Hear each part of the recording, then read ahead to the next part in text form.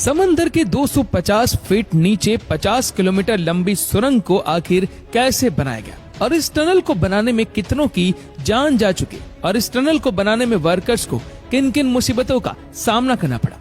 हम जिस टनल की बात कर रहे हैं वो इंग्लैंड और फ्रांस के बीच मौजूद है, जिसे आज चैनल टनल के नाम से जाना जाता है। बता दें कि एक समय पर फ्रांस और इंग्लैंड एक दूसरे के कट्टर दुश्मन हुआ करते थे, लेकिन समय के साथ दोनों देशों ने साल 1986 में समंदर के नीचे एक टनल बनाने का एग्रीमेंट किया, जिसे चैनल टनल या यूरो टनल भी कहा जाता है। दोनों देशों ने निर्णय लिया कि इंग्लैंड और फ्रांस दोनों अपने अपनी साइड से टनल खोदेंगे और समंदर के नीचे सेंटर पॉइंट पर आकर मिलेंगे। ये टनल बनाना काफी मुश्किल काम था, क्योंकि ये टनल टोटल 56 किलोमीटर लंबी थी, जिसमें 38 किलोमीटर की टनल समंदर के नीचे बनानी थी। इसीलिए 10 इंजीनियरिंग कंपनी को साथ में इस टनल का काम सौंपा गया।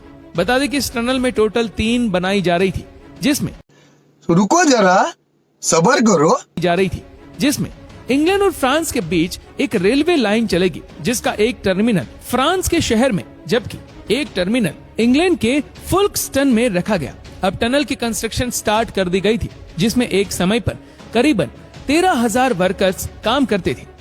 इतनी बड़ी टनल की खुदाई के लिए एक खास तरह की TBM मशीन बनाई गई थी। ये मशीन 800 फीट लंबी और 1500 टन वजन वाली थी। और तो और इस मशीन का डायमीटर 50 फीट का था, जिसके आगे टंगस्टन कार्बाइड के 100 तेज धार वाले ब्लेड्स लगाए गए थे। मशीन में हाइड्रोलिक लेग्स लगाए गए थे, जो मशीन को आगे धकेलेगी। बता दें कि मशीन में मिट्टी और टूटे हुए पत्थरों का मलबा बाहर निकालने के लिए एक कन्वेयर बेल्ट भी लगाए गए थे, जो मलबे को सर्विस ट्रेन तक लेकर जाएगा और फिर ये ट्रेन मलबे को टनल से बाहर ले जाएगी। अब सवाल था कि इस बड़ी सी मशीन को समंदर के नीचे इतनी गहराई में कैसे ले जाए। इसीलिए मशीन के अलग अलग टुकड़े करके जमीन के नीचे ले जाया गया था और बाद में फिर से उसे जोड़ा गया। अब धीरे धीरे दोनों ने अपनी ओर से खुदाई शुरू की थी।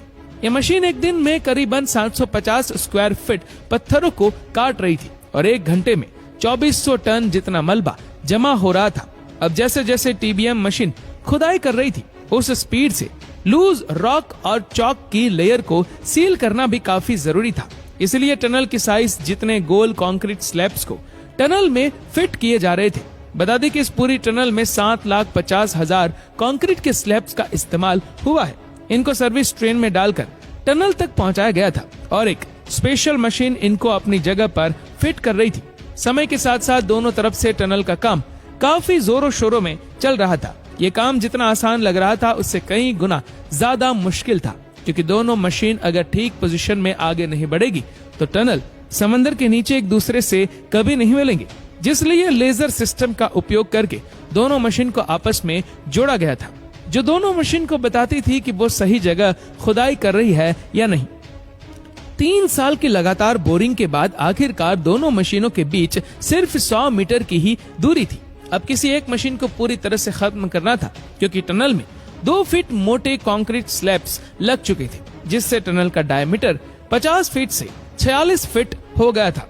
उस वजह से मशीन टनल में से वापस बाहर नहीं आ सकती थी।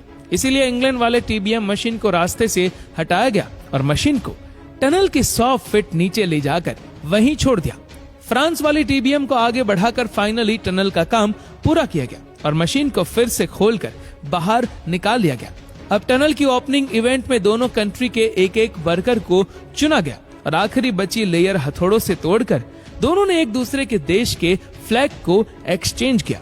काम पूरा करने के बाद 6 मई 1994 को फाइनली टनल को खोल दिया गया।